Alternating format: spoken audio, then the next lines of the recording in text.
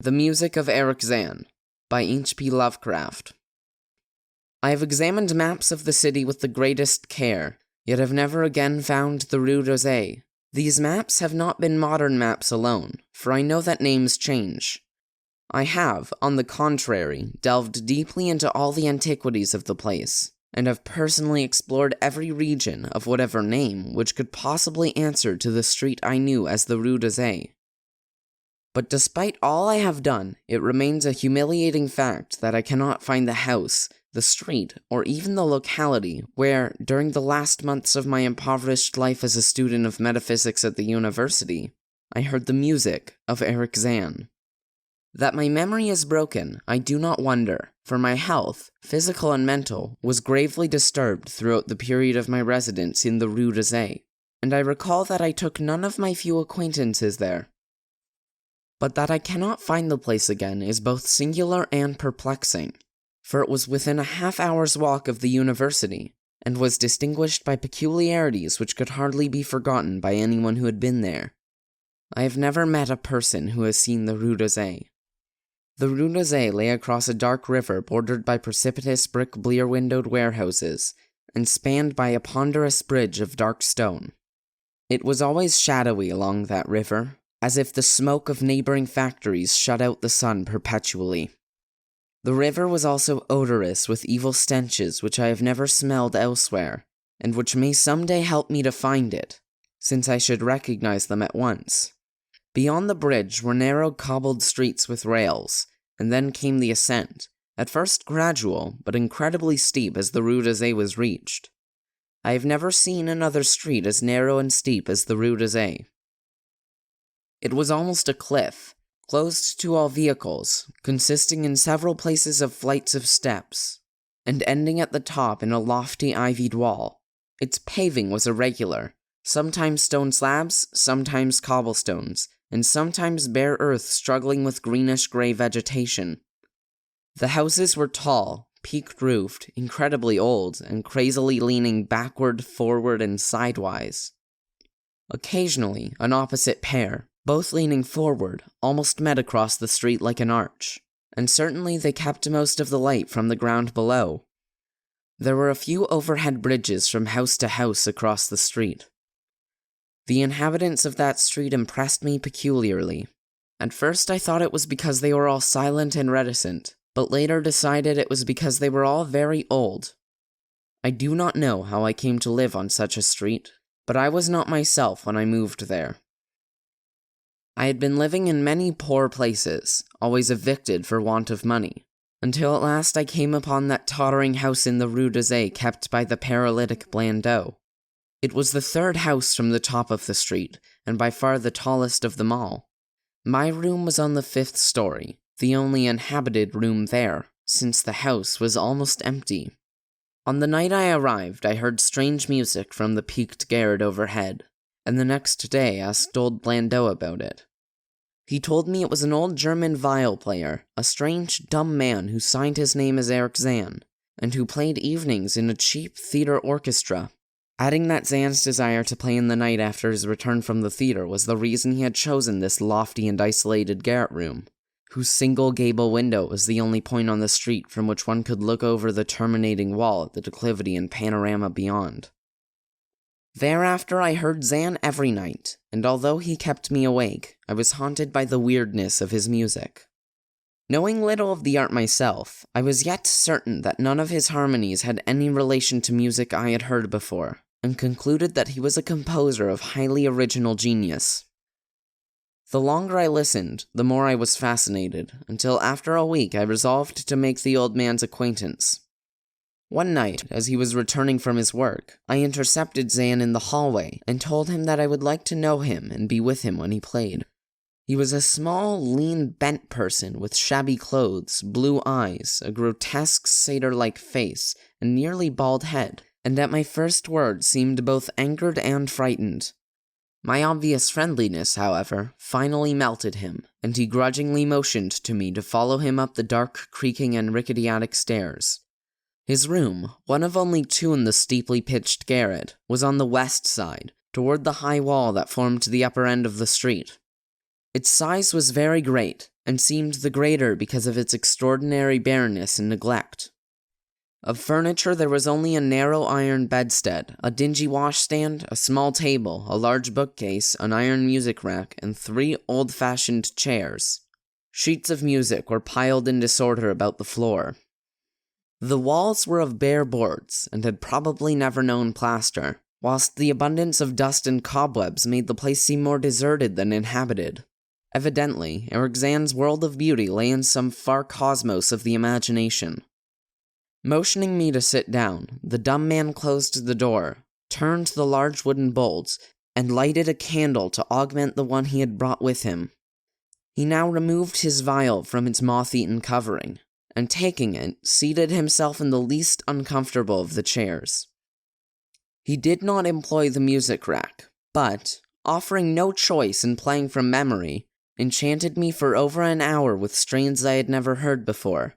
Strains which must have been of his own devising. To describe their exact nature is impossible for one unversed in music. They were a kind of fugue, with recurrent passages of the most captivating quality, but to me were notable for the absence of any of the weird notes I had overheard from my room below on other occasions. Those haunting notes I had remembered, and had often hummed and whistled inaccurately to myself. So when the player at length laid down his bow, I asked him if he would render some of them. As I began my request, the wrinkled satyr-like face lost the bored placidity it had possessed during the playing, and seemed to show the same curious mixture of anger and fright which I had noticed when first I accosted the old man. For a moment I was inclined to use persuasion, regarding rather lightly the whims of senility, and even tried to awaken my host's weirder mood by whistling a few of the strains to which I had listened the night before. But I did not pursue this course for more than a moment, for when the dumb musician recognized the whistled air, his face grew suddenly distorted with an expression wholly beyond analysis, and his long, cold, bony right hand reached out to stop my mouth and silence the crude imitation.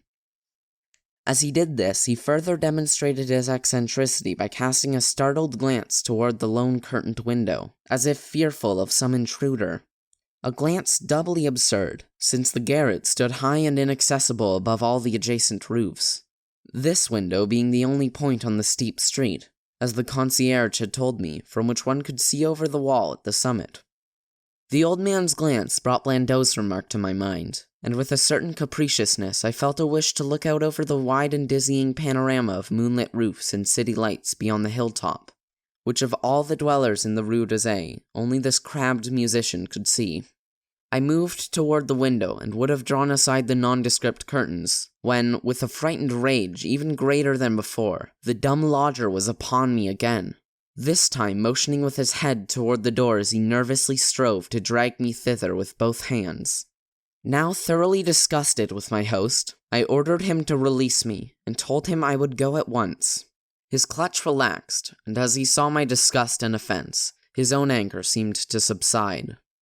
He tightened his relaxing grip, but this time in a friendly manner, forcing me into a chair, then with an appearance of wistfulness crossing to the littered table, where he wrote many words with a pencil, in the labored French of a foreigner.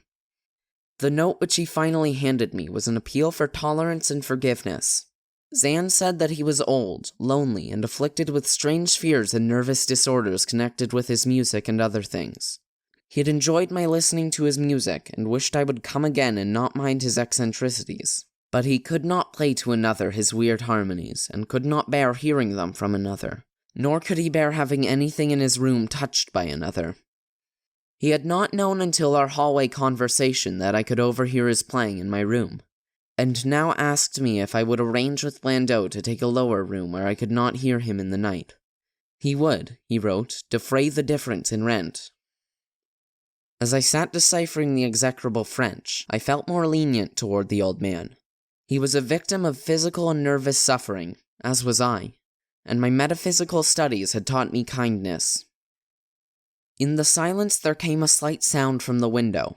The shutter must have rattled slightly in the wind, and for some reason I started almost as violently as did Erich Zann. So when I had finished reading, I shook my host by the hand, and departed as a friend. The next day, Blandot gave me a more expensive room on the 3rd floor, between the apartments of an aged moneylender and the room of a respectable upholsterer. There was no one on the 4th floor. It was not long before I found that Zann's eagerness for my company was not as great as it had seemed while he was persuading me to move down from the 5th story. He did not ask me to call on him, and when I did call, he appeared uneasy and played listlessly. This was always at night. In the day he slept and would admit no one. My liking for him did not grow, though the attic room and the weird music seemed to hold an odd fascination for me. I had a curious desire to look out of that window, over the wall and down the unseen slope at the glittering roofs and spires which must lie outspread there. Once, I went up to the garret during theater hours, when Zann was away, but the door was locked. What I did succeed in doing was to overhear the nocturnal playing of the dumb old man. At first, I would tiptoe up to my old 5th floor. Then I grew bold enough to climb the last creaking staircase to the peaked garret. There in the narrow hall, outside the bolted door with the covered keyhole, I often heard sounds which filled me with an indefinable dread, the dread of vague wonder and brooding mystery. It was not that the sounds were hideous, for they were not, but that they held vibrations suggesting nothing on this globe of earth, and that at certain intervals they assumed a symphonic quality which I could hardly conceive as produced by one player. Certainly, Erich Zann was a genius of wild power. As the weeks passed, the playing grew wilder, whilst the old musician acquired an increasing haggardness and furtiveness pitiful to behold. He now refused to admit me at any time, and shunned me whenever we met on the stairs.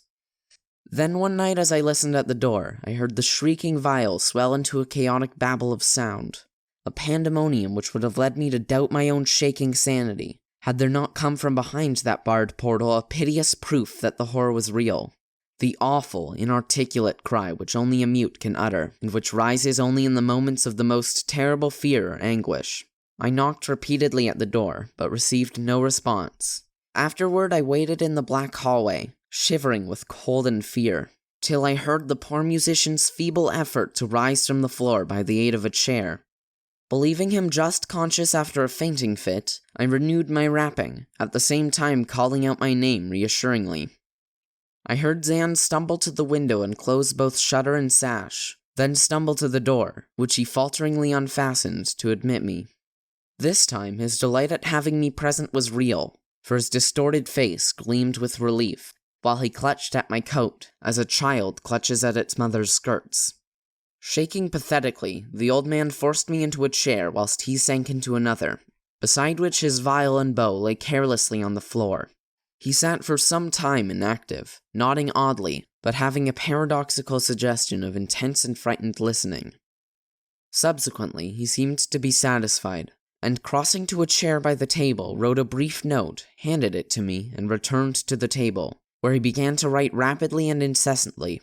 The note implored me in the name of mercy and for the sake of my own curiosity to wait where I was while he prepared a full account in German of all the marvels and terrors which beset him. I waited, and the dumb man's pencil flew. It was perhaps an hour later, while I still waited, and while the old musician's feverishly written sheets still continued to pile up, that I saw Zann start as from the hint of a horrible shock. Unmistakably, he was looking at the curtained window and listening shudderingly. Then I half fancied I heard a sound myself, though it was not a horrible sound, but rather an exquisitely low and infinitely distant musical note, suggesting a player in one of the neighboring houses, or in some abode beyond the lofty wall over which I had never been able to look. Upon Zann the effect was terrible, for, dropping his pencil, suddenly he rose, seized his viol, and commenced to rend the night with the wildest playing I had ever heard from his bow, save when listening at the barred door. It would be useless to describe the playing of Erich Zann on that dreadful night. It was more horrible than anything I had ever overheard, because I could now see the expression of his face, and could realize that this time the motive was stark fear. He was trying to make a noise, to ward something off or drown something out. What? I could not imagine, awesome though I felt it must be. The playing grew fantastic, denouse, and hysterical, yet kept to the last the qualities of supreme genius which I knew this strange old man possessed. I recognized the air. It was a wild Hungarian dance popular in the theaters. and I reflected for a moment that this was the first time I had ever heard Zann play the work of another composer. Louder and louder, wilder and wilder, mounted the shrieking and whining of that desperate viol. The player was dripping with an uncanny perspiration and twisted like a monkey, always looking frantically at the curtained window. In his frenzied strains, I could almost see shadowy satyrs and bacchanals dancing and whirling insanely through seething abysses of clouds and smoke and lightning. And then I thought I heard a shriller, steadier note that was not from the viol, a calm, deliberate, purposeful mocking note from far away in the west. At this juncture, the shutter began to rattle in a howling night wind, which had sprung up outside as if in answer to the mad playing within. Zann's screaming viol now outdid itself, emitting sounds I had never thought a viol could emit. The shutter rattled more loudly, unfastened, and commenced slamming against the window. Then the glass broke shiveringly under the persistent impacts, and the chill wind rushed in, making the candles sputter and rustling the sheets of paper on the table where Zann had begun to write out his horrible secret. I looked at Zann and saw that he was past conscious observation. His blue eyes were bulging, glassy, and sightless, and the frantic playing had become a blind, mechanical, unrecognizable orgy that no pen could even suggest. A sudden gust, stronger than the others, caught up the manuscript and bore it toward the window. I followed the flying sheets in desperation, but they were gone before I reached the demolished panes. Then I remembered my old wish to gaze from this window, the only window in the Rue d'Azay from which one might see the slope beyond the wall, and the city outspread beneath. It was very dark, but the city's lights always burned, and I expected to see them there amidst the rain and wind. Yet when I looked from that highest of all gable windows, looked while the candles sputtered and the insane viol howled with the night wind, I saw no cities spread below, and no friendly lights gleamed from remembered streets, but only the blackness of space illimitable, unimagined space alive with motion and music, and having no semblance of anything on earth. And as I stood there looking in terror, the wind blew out both the candles in that ancient peaked garret, leaving me in savage and impenetrable darkness with chaos and pandemonium before me, and the demon madness of that night-bang viol behind me. I staggered back in the dark, without the means of striking a light, crashing against the table, overturning a chair, and finally groping my way to the place where the blackness screamed with shocking music. To save myself and Erich Zann, I could at least try, whatever the powers opposed to me. Once, I thought some chill thing brushed me, and I screamed, but my scream could not be heard above that hideous viol. Suddenly, out of the blackness, that madly sawing bow struck me, and I knew I was close to the player. I felt ahead, touched the back of Zann's chair, and then found and shook his shoulder in an effort to bring him to his senses. He did not respond, and still the viol shrieked on without slackening. I moved my hand to his head, whose mechanical nodding I was able to stop, and shouted in his ear that we must both flee from the unknown things of the night. But he neither answered me, nor abated the frenzy of his unutterable music, while all through the garret strange currents of wind seemed to dance in the darkness and babble. When my hand touched his ear, I shuddered, though I knew not why till I felt the still face, the ice-cold, stiffened, unbreathing face whose glassy eyes bulged uselessly into the void. And then, by some miracle, finding the door and the large wooden bolt, I plunged wildly away from that glassy-eyed thing in the dark, and from the ghoulish howling of that accursed viol, whose fury increased even as I plunged. Leaping, floating, flying down those endless stairs through the dark house, racing mindlessly out into the narrow, steep, and ancient street of steps and tottering houses, clattering down steps and over cobbles to the lower streets, and the putrid, canyon-walled river, panting across the great dark bridge to the broader, healthier streets and boulevards we know. All these are terrible impressions that linger with me, and I recall that there was no wind, and that the moon was out, and that all the lights of the city twinkled. Despite my most careful searches and investigations, I have never since been able to find the Rue d'Azay, but I am not wholly sorry, either for this or for the loss in undreamable abysses of the closely written sheets which alone could have explained the music of Erich Zann. End of The Music of Erich Zann